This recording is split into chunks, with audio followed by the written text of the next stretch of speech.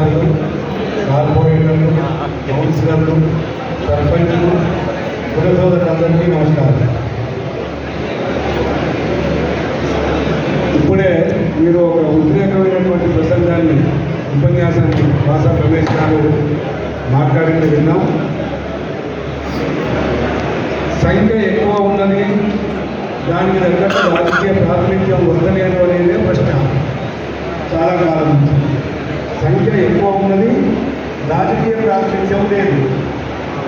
అక్కడక్కడెక్కడో దుఃఖం తెలిసినట్టు సుధాకర్ నాయకుల్లో, చక్రపాణి నాయకుల్లో, మన శ్రీనివాస్ నాయకుల్లో ఎవరో ఒకరు మన సొంత బలం మీద కనిపిస్తే తప్ప సమాజం ఎక్కడ కూడా మద్దతు ఇచ్చినట్లా కనిపిస్తలేదు. అది కారణం ఏంటి?